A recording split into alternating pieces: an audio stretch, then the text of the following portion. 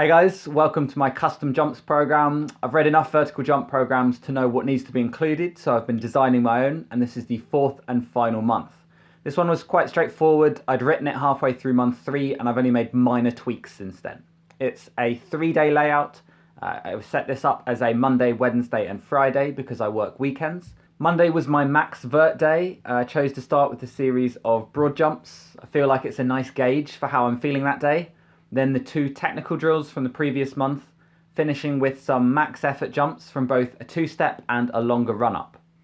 The rim is only 9'5", so I'm in the unusual position of being able to reach above it. If you've seen my other videos, you know that I value precision, so I ended up wearing fingerless gloves and putting a metal pin on them so I can hear if I hit a certain height.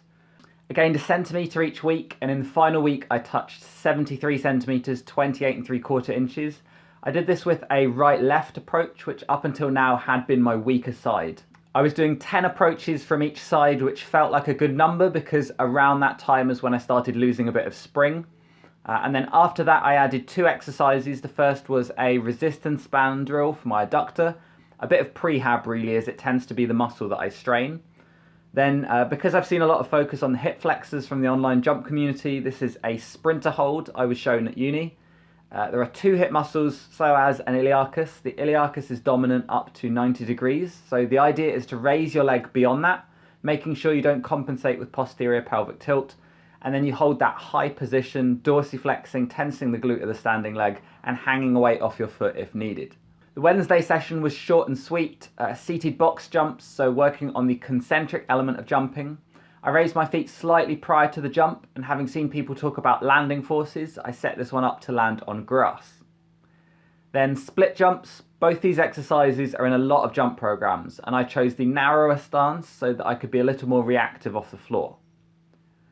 Finally, an Achilles drill I picked up on YouTube, 20 seconds forwards and backwards across a line, 20 seconds left and right. Repeat for the other leg, and that's 1 set, and I was doing 3 sets in total. Finally, the Friday session wanted to include some sprinting, and if the goal is shorter ground contact times, then I think a flying run is the best option. Accelerating is more powerful, but it's generally a longer ground contact. A flying run is about getting up to speed sub-maximally, which conserves the energy, and then running as fast as you can between a set of cones or timing gates. These were in Jump Science 2.0. For my program, I settled on 6 runs of 25 meters, and I was hand timing those at around 2.8 seconds, a bit shy of 9 meters a second.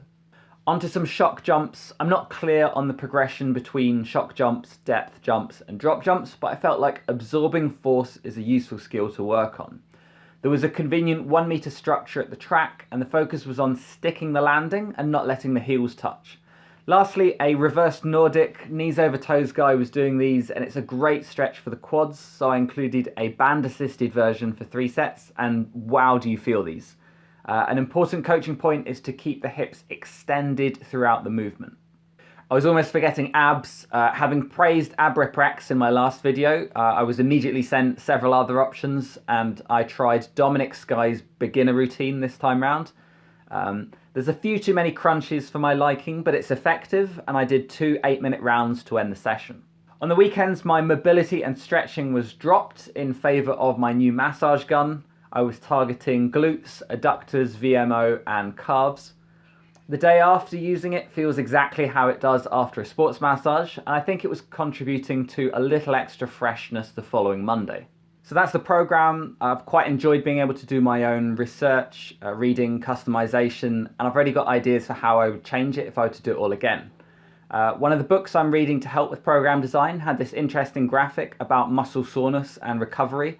You're basically only half recovered when you stop feeling achy and sore, and I couldn't help but think that's why I did so well on Vert Shock, because my body finally had an extended period without lifting weights. With that in mind, I added an extra week to my program. I did a few short plyo sessions, but generally kept it light. Then I had 4 days rest before 1 final jump session. I opened with a new PB of 75 centimeters with my first attempt. My second attempt was 76 centimeters. And around my 7th or 8th jump, I managed an all-time personal best of 77 centimeters, 30.3 inches. Which I've been waiting for a long time. I I had a longer run up so that I was already in a rhythm prior to my penultimate, and once I got to the net I thought about getting low and taking off closer to the rim. The 30-inch jump wasn't even the cleanest technique that day, so I might have more in me, but I'm not sure how much more there is. So for now, I'm happy to end my program there. This has been a lot of fun. I think the more you learn about why you're doing a certain exercise, the better you can understand how other jump programs are structured, and then you can start picking your favorite exercises while still making sure it's an effective workout. Thanks for watching.